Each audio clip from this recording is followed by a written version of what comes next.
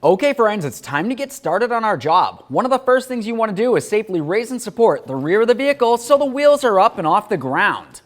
After that, if you have one of these center covers, go ahead and use a prying device, carefully get underneath it and pull it off of the wheel. Now once you have it off of there, you're going to continue on to removing all 5 of your 19mm lug nuts. After that, remove the wheel.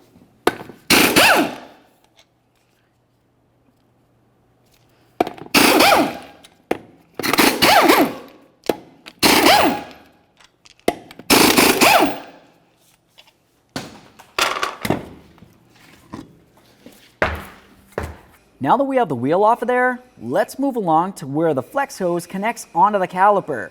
You're going to find a 14mm headed bolt. It's called the banjo bolt.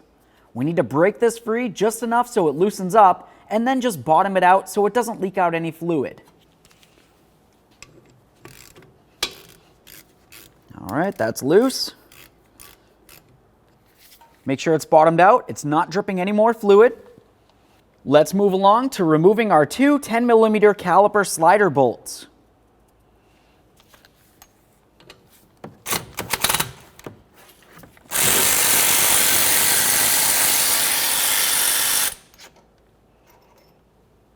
As you remove any of your mounting hardware, make sure you give it a thorough inspection. If it needs to be replaced, it only makes sense to replace it.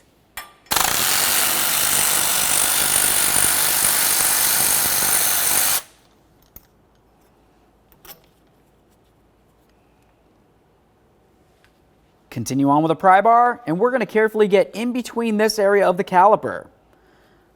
What I want to do is gently try to pry, and while I'm prying on the outside here up against the rotor, what I'm looking for is to see the piston of the caliper making its way in.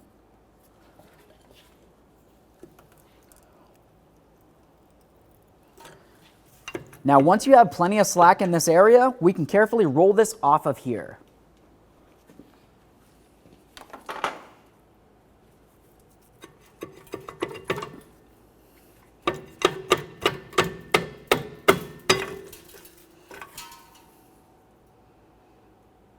Now that we have the caliper off of there, we're going to continue on to removing the pads from the caliper. If you were to look at the outer pad, you're going to find that it has 2 ears that hold it to the caliper itself. I'm going to carefully get in between this area and gently try to pry it to separate it. Once it starts to separate, generally you can try to squeeze on it and pull it right on off of there.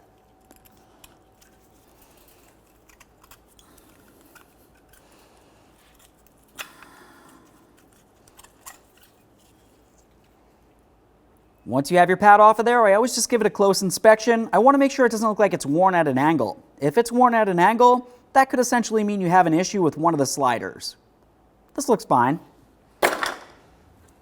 Now we can remove the inner pad. For this one, you just grab onto it and pull it towards the outer aspect of the caliper. You can see the back ears that mount into the piston of the caliper itself. Give that pad a quick inspection, set it aside. Now that we have the caliper and the pads off of the vehicle, let's continue on with some hose pliers. I just want to put light pressure on this to restrict the flow down to the caliper. After that, we'll continue on by removing our banjo bolt. To remove the banjo bolt, we'll use a 14mm. Keep in mind there could be fluid in this area. Make sure you're wearing hand and eye protection, of course, and you have a collection bucket under the area.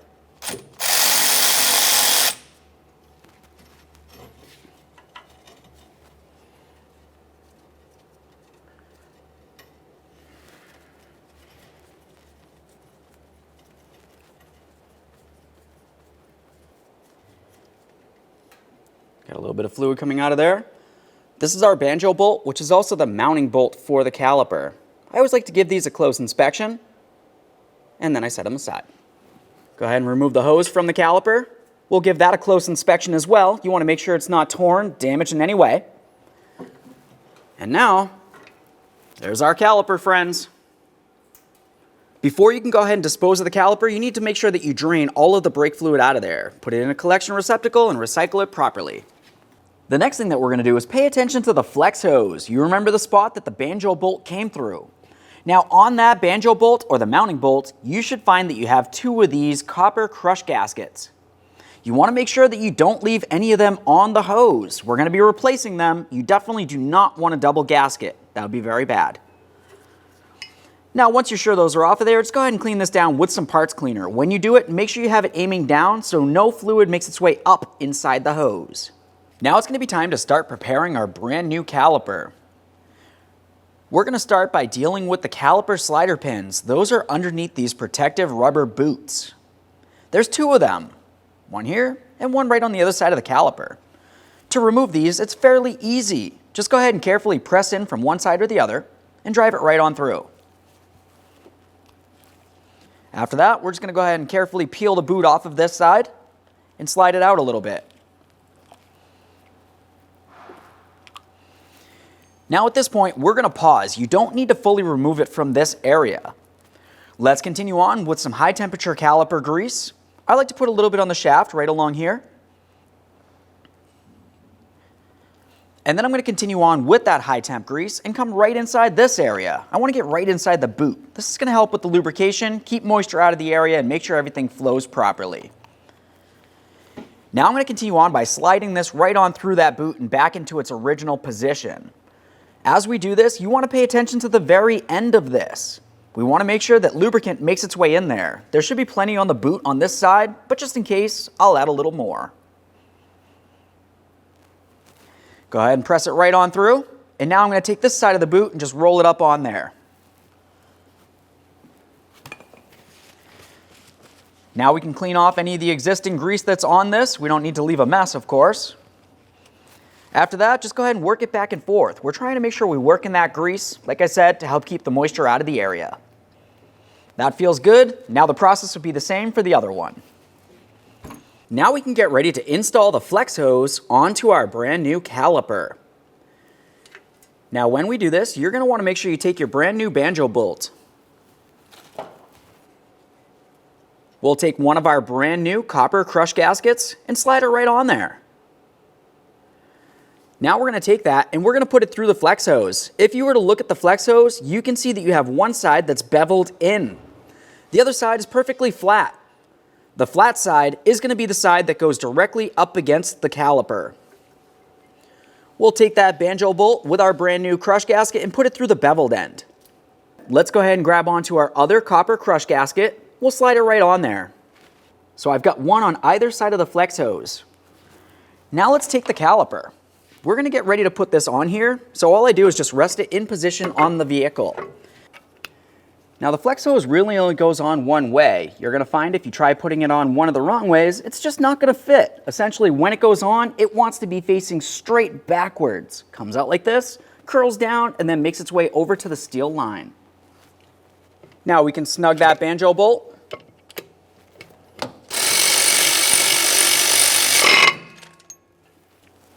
Let's get these off of here. Now we'll get to torquing this in a minute. It's going to be a lot easier to torque once everything's mounted in the vehicle. Now it's going to be time to use some high temperature caliper lube on each of these two ears on the caliper. Once you have both of those lubricated, move along to the piston. You only really need to lubricate the metallic aspect right in the center here. Now it's time for the brake pads. Make sure you've got the right side for the vehicle. Of course, you could compare it to the originals that you went ahead and removed. For the inner pad, you're going to find that it has 3 tabs. Those 3 tabs need to fit up inside the piston. You want to be very careful while you're doing this so you don't get any of your grease on your brake pad material. Just carefully press this right up in here. It can be a little stiff, but that's okay.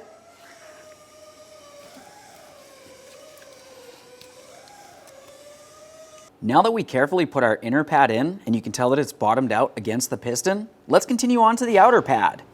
I'll set this right up on the leaf spring.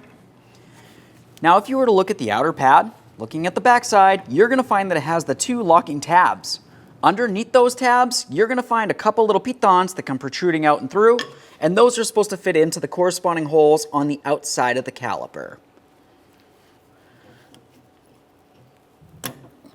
Start sliding this in. There we are.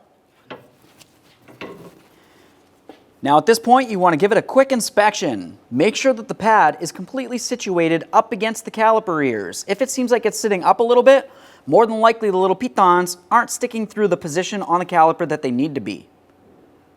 Also, when we're doing this, you want to pay attention to the pads themselves. You'll notice on one side of each of the pads, they have the double ear, like this right here.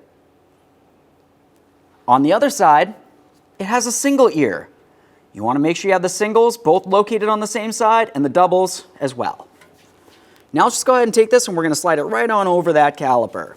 We want to make sure that we slide the doubles down into their position on the bracket and also make sure that the slider pin isn't getting bound up. Once it's fit in perfectly, it should slide into position and you can continue on with your 2 caliper slider pins. We'll continue on with these 2 bolts. When we go to install them, just apply a thin amount of red thread locker to the very end of the threaded areas. After that, start them in, bottom them out.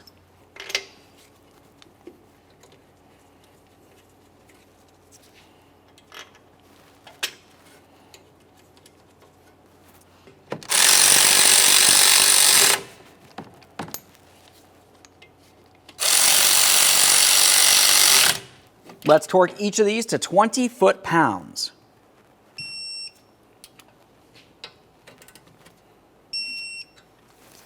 Now we can go ahead and torque this banjo bolt to 25 foot-pounds.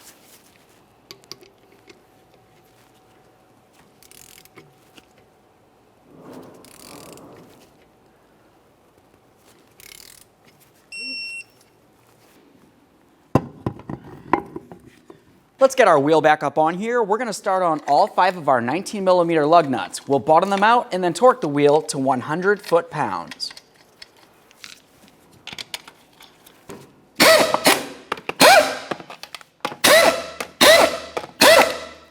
With the wheel safely back down on the ground, let's go ahead and torque these to the 100 foot-pounds in a crisscross manner.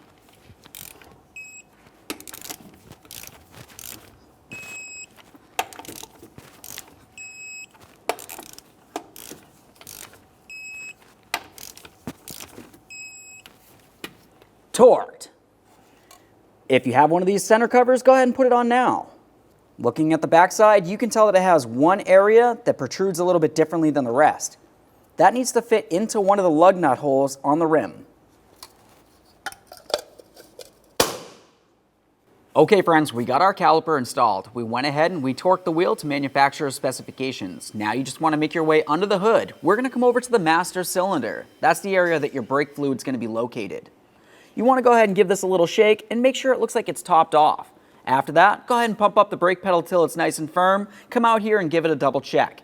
If it seems like it's a little low, just go ahead and turn this cover counterclockwise, lift it up, add some .3 brake fluid to the system up to the maximum line. Make sure you close it up so it's nice and tight, close the hood, take it for a road test. Thanks for watching.